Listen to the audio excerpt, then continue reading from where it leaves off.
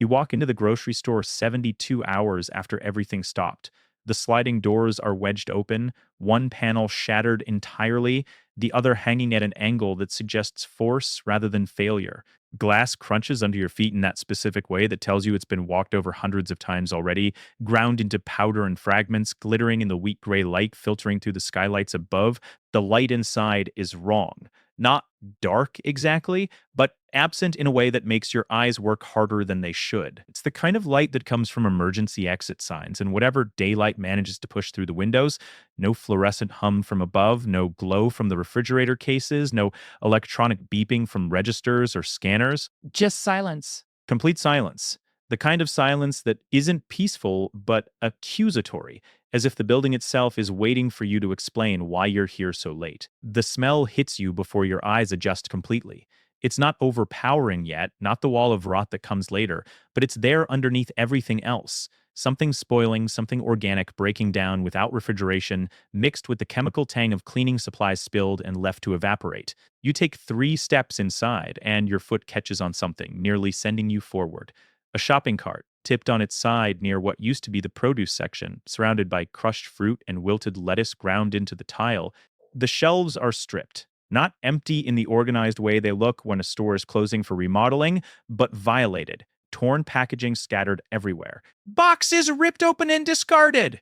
Entire shelving units pulled away from the walls and left tilted at dangerous angles.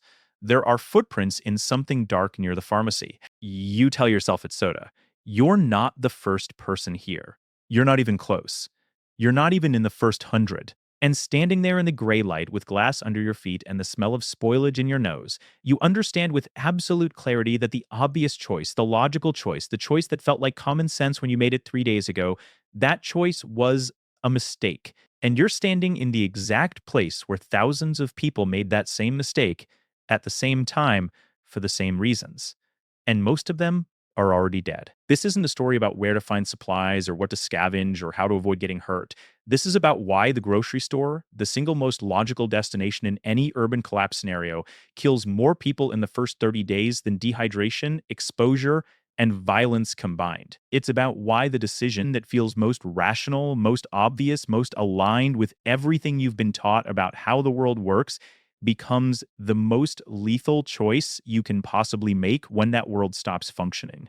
And it's about the fact that your brain, the same brain that successfully navigated every normal day of your life, that got you through traffic and work and relationships and bills, is now actively working against you. Because the grocery store isn't just a building full of resources, it's a sorting mechanism, it's a test. And the people who pass it are the ones who never showed up in the first place. Let's start with the instinct, because that's where it all begins. When the power goes out and doesn't come back on, when the cell networks start failing, when you turn on the radio and find static or the same emergency broadcast loop that tells you nothing useful, when you look outside and see your neighbors loading their cars with a speed and panic that confirms your worst suspicions, your brain does exactly what it's been trained to do for your entire life. It reaches for the familiar. It grabs onto patterns. Food comes from grocery stores. Water comes from grocery stores. Medicine, first aid supplies, batteries, diapers, pet food, everything you need to sustain life comes from those big glass-fronted buildings with the bright signs and the parking lots you visited every single week since you were a child. This isn't a conscious decision. This is deeper than thought. This is pattern recognition running on autopilot. The same autopilot that gets you to work without remembering the drive, that reaches for your phone the moment you're bored, that knows which drawer the forks are in without looking. Your entire life has conditioned you to associate survival with aisles, shopping carts, checkout lanes, and the subtle background music that plays while you decide between brand names. In a functioning system, this instinct is not just correct, it's efficient, it's optimal. It's exactly what you should do. In a failing system, in a system that has crossed the invisible line between disruption and collapse, this same instinct is a death sentence. And here's why that's so dangerous. You don't know which system you're in until it's too late. For the first few hours, maybe the first day, it still feels like a disruption. It feels like a bad storm, an extended blackout, something that's terrible but temporary, something that has an end date. And in that space of uncertainty, your instincts tell you to prepare for the disruption by doing what you've always done. Go to the store, stock up, wait it out. It's not stupidity, it's not ignorance, it's the reasonable response of a brain that has been shaped by 30, 40, 50 years of living in a system where stores are always open, shelves are always stocked, and trucks always arrive. Your brain is running on outdated software, and the system isn't going to warn you. The system isn't going to send a notification that says, this is no longer a disruption, this is a collapse, your instincts are now liabilities. You have to figure that out yourself. And by the time most people do, they're already standing in the grocery store surrounded by crowds, and it's far too late to leave. Because here's the thing about patterns: everyone has the same ones. Everyone has been shopping at the same stores in the same neighborhoods using the same mental maps of where things are located. You know that canned goods are in aisle 7. You know that bottled water is stacked near the entrance. You know that the pharmacy is in the back corner, that the freezers run along the right wall, that the bread is near the deli. You know this. And so does everyone else. Every single person in your city has the same map in their head. They've all been trained by the same system. They've all been conditioned by the same decades of grocery store architecture and product placement psychology. So when the collapse begins, when the realization spreads through the population that this is real and it's not stopping and the government isn't coming and the power isn't coming back, 10,000 people in your city have the exact same thought within the same 6 hour window, not similar thoughts, the same thought. And they all get in their cars. They all drive to the same 5 or 6 locations, the big chain stores, the Walmarts, the Targets, the Safeways, the Costcos. And they all arrive believing they're early, believing they're ahead of the curve, believing they're the smart ones who acted fast while everyone else hesitated. They're not. They're part of a wave, a human wave. And waves don't think. They don't plan. They don't adapt. They just crash into whatever's in front of them and destroy it. This is herd behavior at its most primal and most deadly. Panic is contagious. It spreads faster than information, faster than reason, faster than any attempt at rational thought. You see your neighbor loading their car with every container they own, filling them with water from the tap while it still runs, and suddenly the abstract threat, the thing you were monitoring but not quite believing, becomes concrete and immediate. You don't stop to think about whether the grocery store is actually a good idea. You don't analyze whether there might be better options. You stop thinking entirely. You just move. And because everyone is moving in the same direction at the same time, because panic synchronizes behavior in ways that calm planning never could, the convergence is instantaneous and overwhelming. Within hours, every major grocery store in the urban core is surrounded by crowds, not lines. Crowds. People don't wait anymore. The social contract that made lines possible is already fraying. They push. They honk. They try to force their way through doors that aren't open yet, or they break the glass because waiting feels like dying. And once you're inside that crowd, once you're part of that mass of bodies and adrenaline and fear and desperation, you've already lost control. You're not an individual making decisions anymore. You're part of a collective organism that has one goal and no capacity for reason. And the crowd doesn't care if you live. The crowd doesn't care about anything. It just moves and consumes and tramples whatever's in its way. Now let's talk about the building itself, because this is where architecture becomes destiny. Grocery stores are designed for one thing and one thing only: moving product efficiently through a calm, controlled environment with functioning infrastructure and social order. They're built for visibility, for open sightlines, for the psychological feeling of abundance and choice. High ceilings that make the space feel larger and more welcoming. Wide aisles that allow multiple carts to pass without collision. Glass facades that let in natural light and allow passersby to see inside, creating the impression of activity and normality. Refrigeration units that hum 24 hours a day, maintaining the cold chain from distribution center to your cart. Automatic doors that open with a sensor. Centralized checkout areas that funnel everyone through the same controlled exit points. It's architecture optimized for commerce, for customer experience, for the smooth functioning of a supply chain that assumes trucks will arrive every night, that power will flow continuously, that employees will show up for their shifts, that customers will follow basic social rules. Every single design choice is predicated on the existence of order. And the moment that order disappears, the moment the system collapses and those assumptions become false, every design choice that made the store efficient and pleasant becomes a catastrophic vulnerability. The glass walls that let in natural light also let people see what's inside. They can see the shelves. They can see the other people. They can see what's being taken. Visibility works both ways. The open floor plan that made browsing easy and intuitive now means there's no cover, no concealment, no way to move through the space without being seen by everyone else. No place to hide, no place to retreat. No defensive positions. The single main entrance, which was perfect for managing customer flow and preventing theft in normal times, now becomes a choke point, a kill zone, a place where violence concentrates because everyone is trying to get in or get out through the same narrow opening. There are fire exits, sure, but most people don't know where they are. Most people have never used them, and in the chaos and the crowd, finding an alternate exit isn't a priority. Getting to the food is. So everyone pushes toward the front, and the crush intensifies, and people fall, and people get trampled, and people die without a single act of intentional violence. They just die because architecture that was designed for order becomes a trap in chaos. And here's what makes it worse: there's no backup system, no redundancy, no failsafe. Grocery stores aren't built to function independently. They're nodes in a supply chain, distribution points that exist only because of the constant flow of goods from warehouses, which exist because of trucks, which exist because of fuel, which exist because of refineries and pipelines, and a functioning economy. The store has no water supply once the municipal mains go down, no power generation, no security once the employees stop showing up, no inventory beyond what's on the shelves right now. It was never designed to be a fortress or a shelter or a long-term resource. It's a point of sale. And once the sale stops, once the flow stops, the building is just a shell, an empty shell full of people who are realizing, slowly and with mounting horror, that they're trapped inside a space that has nothing left to give and no way to protect them from each other.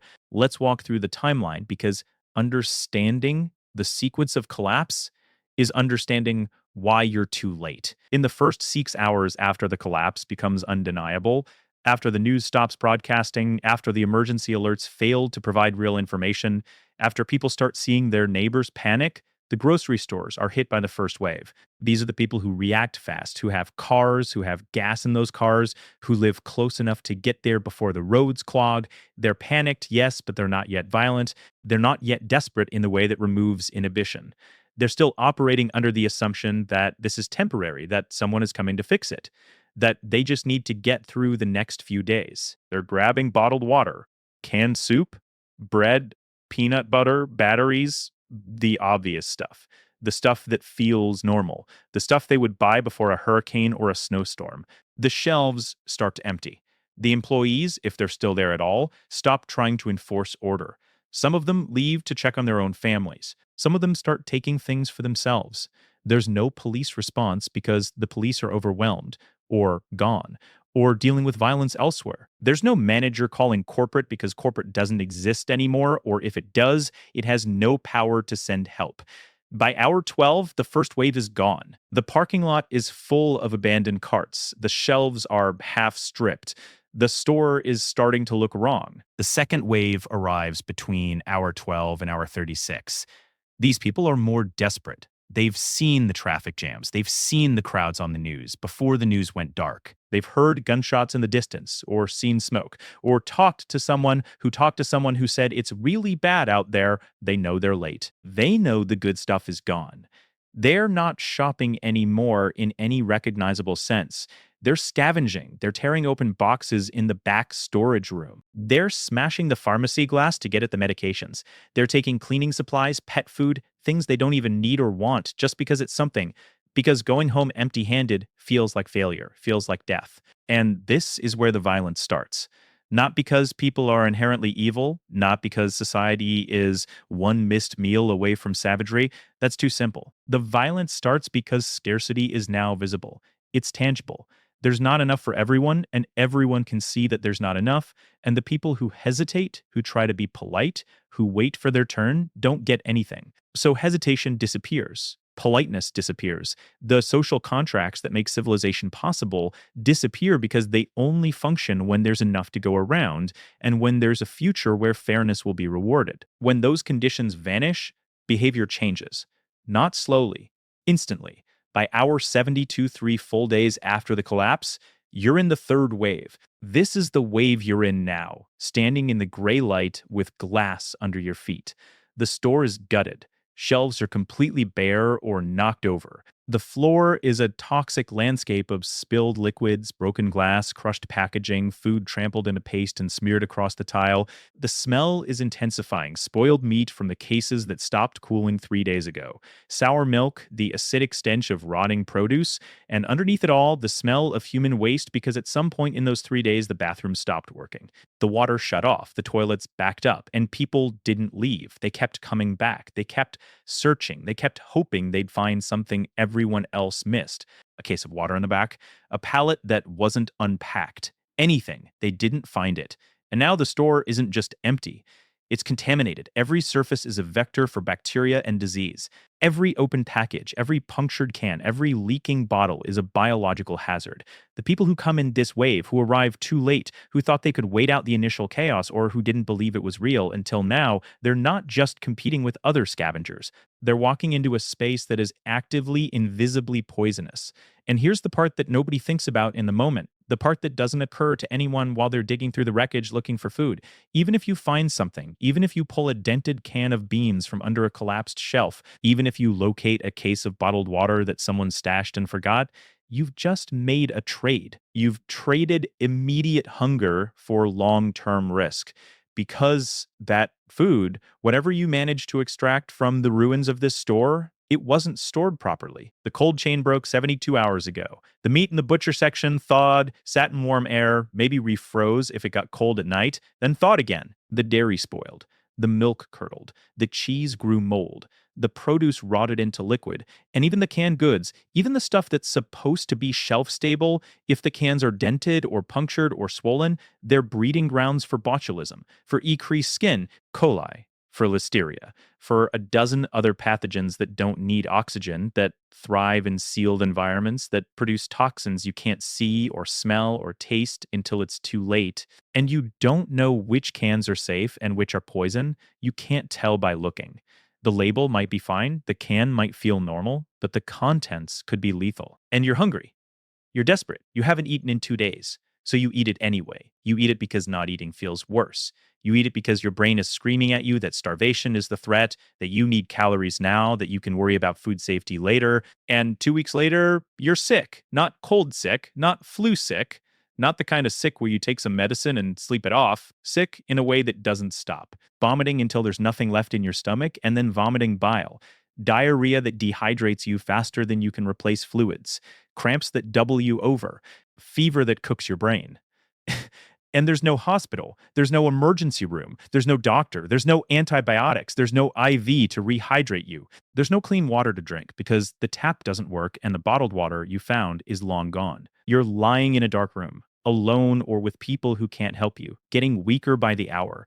And you realize with perfect clarity that the food you fought for, the food you risked your life to take from that grocery store, the food you thought was going to save you, not immediately, not dramatically, slowly, painfully, while your body consumes itself trying to fight an infection it can't beat. This is second wave death. It's not visible. It's not cinematic.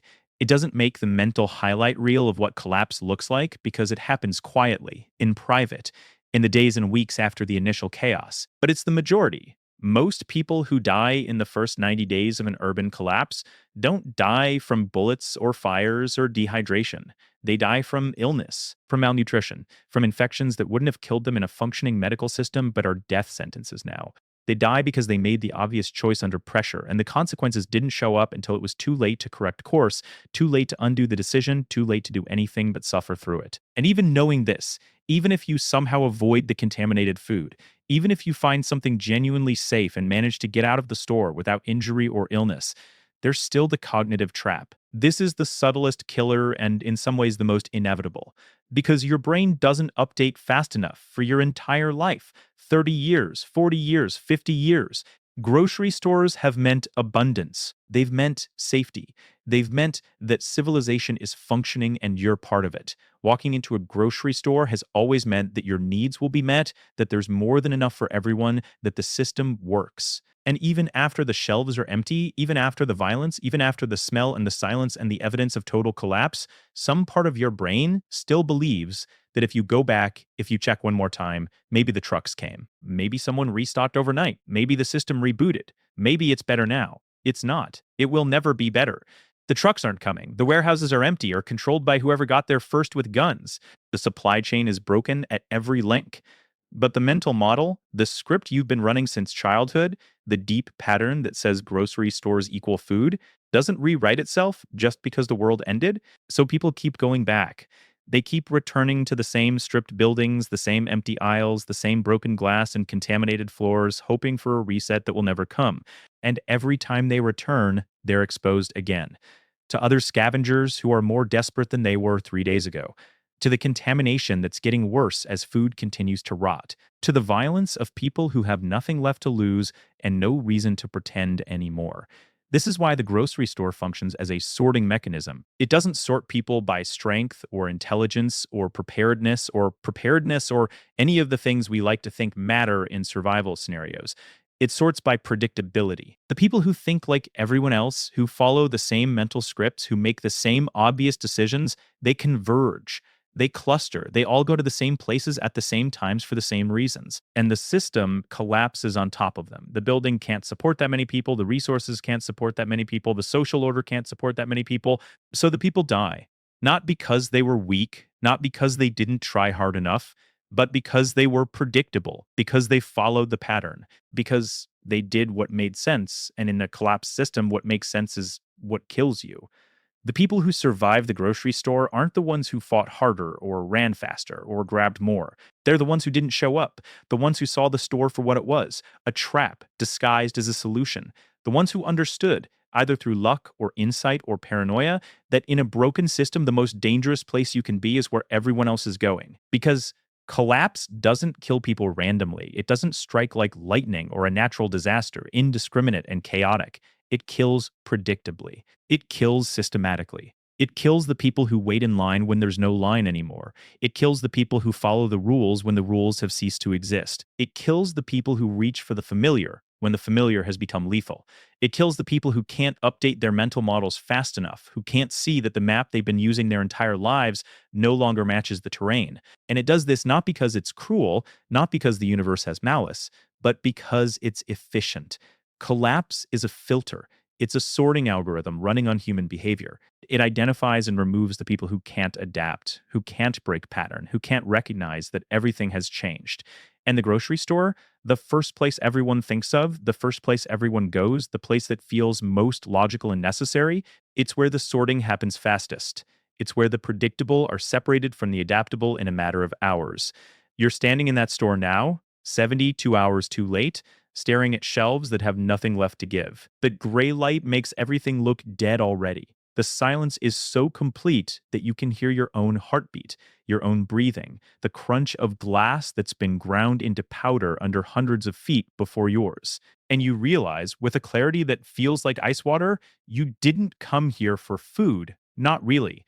You came here because your brain told you to, because it felt like the right move, because it was the only move you could think of, because every pattern you've built over a lifetime pointed to this place, this moment, this decision.